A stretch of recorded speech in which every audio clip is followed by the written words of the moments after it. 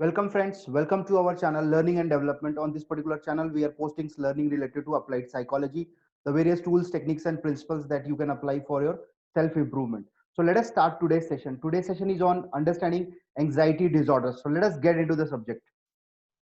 Anxiety. What exactly is that? So basically, it is nothing but our natural responses to our stress.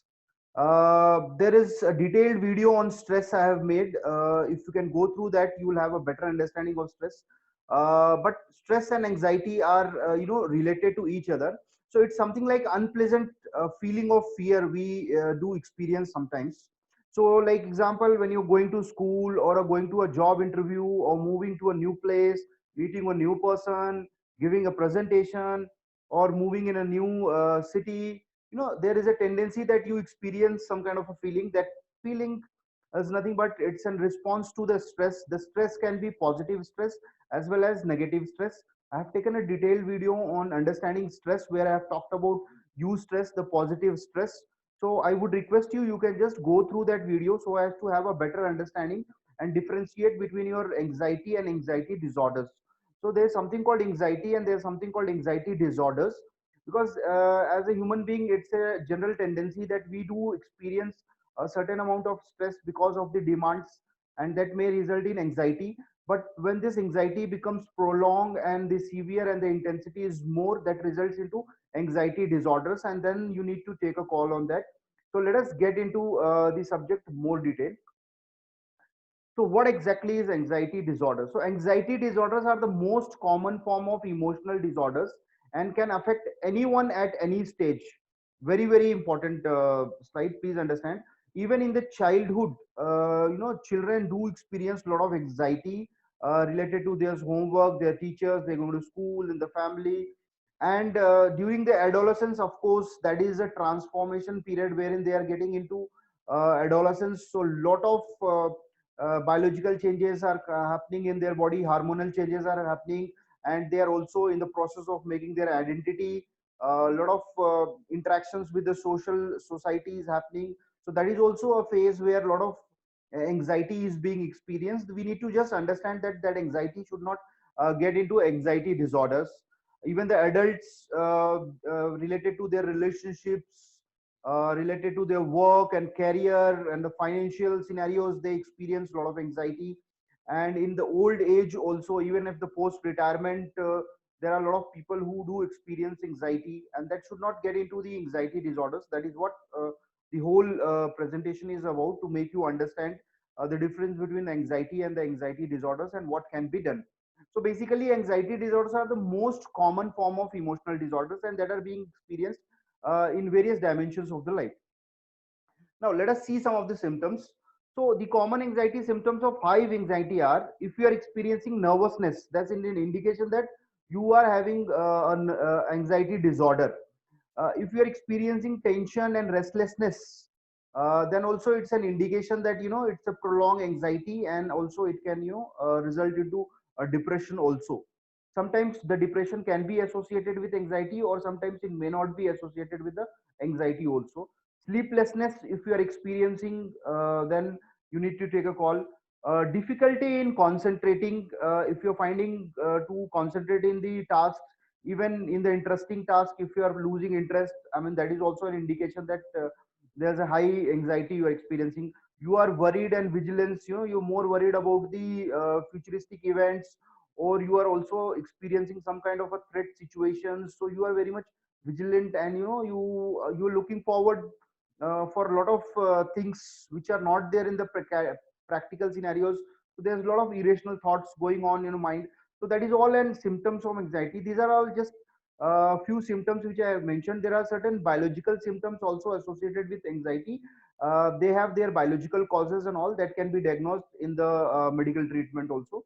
So these are some of the symptoms generally you experience at your thought level, your mood level you experience. So these symptoms need not be ignored.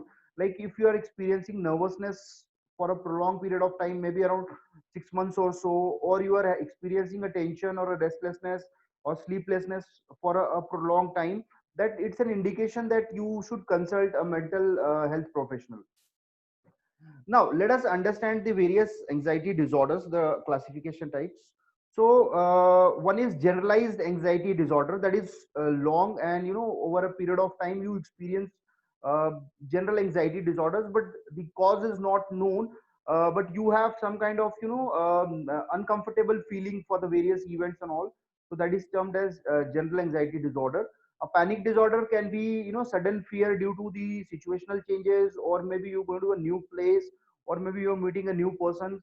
I mean, that is also very common kind of, these are all common kind of disorders generally we experience at various different stages. So these should not be ignored, because at very initial stages, if they are taken care, you will be able to overcome your psychological barriers and move ahead in your life. Because these anxiety disorders are also hampering our day to day working life. They hamper our efficiency at work, and there are a lot of hidden potentials which we are not able to explore and move ahead in life because of these anxiety disorders also. So that's the reason it is always good to identify them and get them rectified with the help of mental health professionals.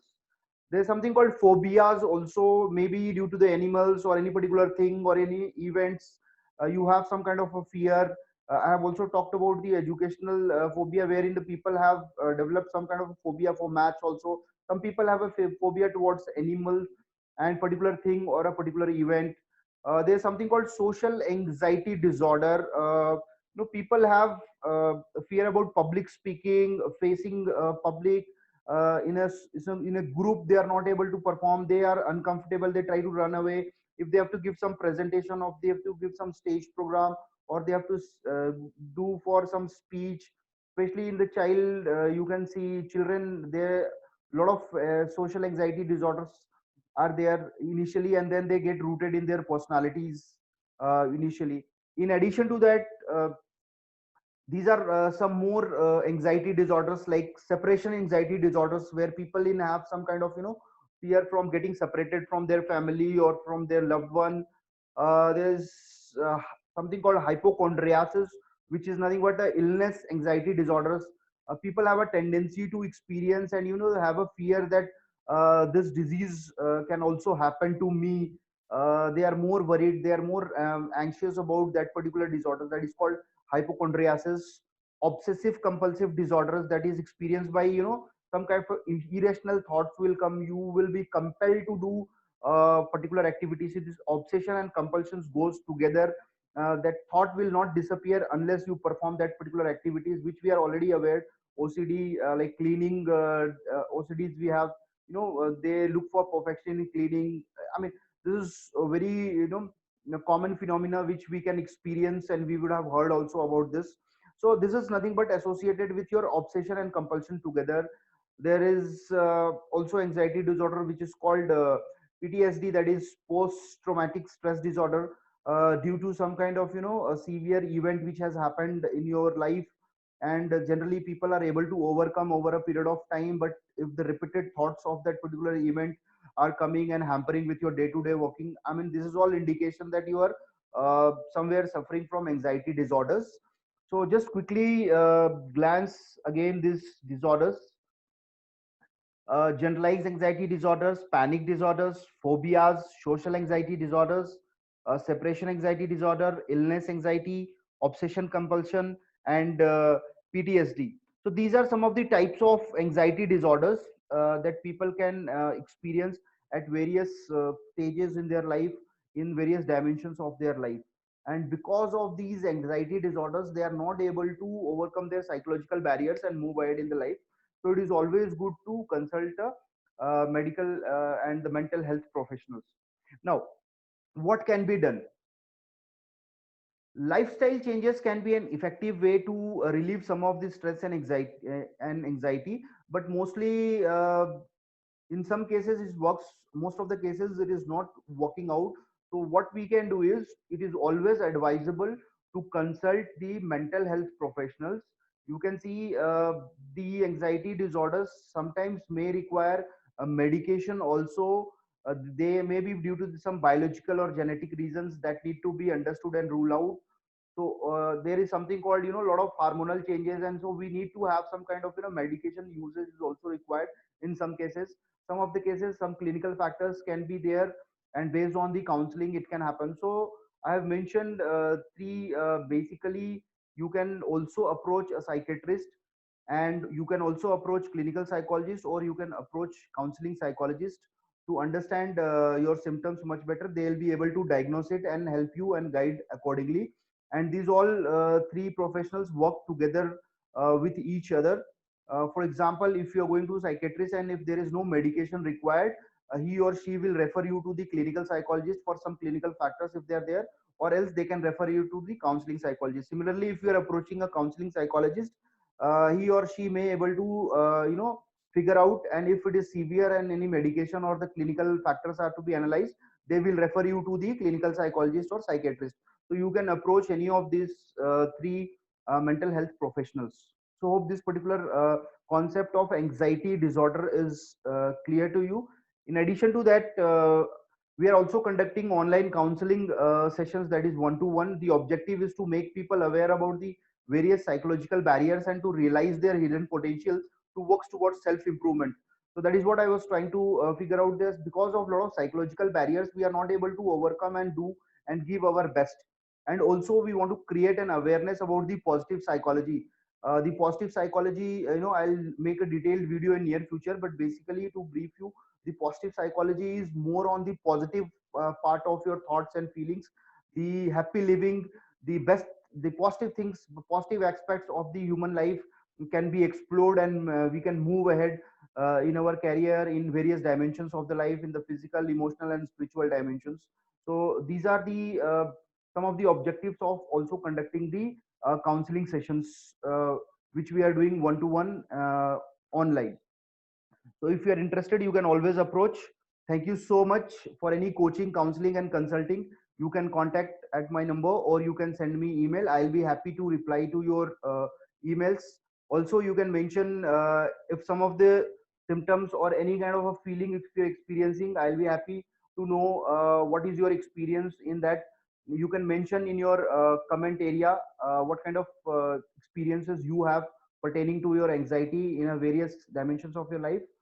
Thank you so much. If you have not subscribed the channel, you can also subscribe so that you don't miss particular video series which I'll be posting in this particular sequence. Thank you so much. If you feel that this presentation can be helpful for your near and dear ones, you can also forward this so that they can also get benefited. Thank you. Thank you so much.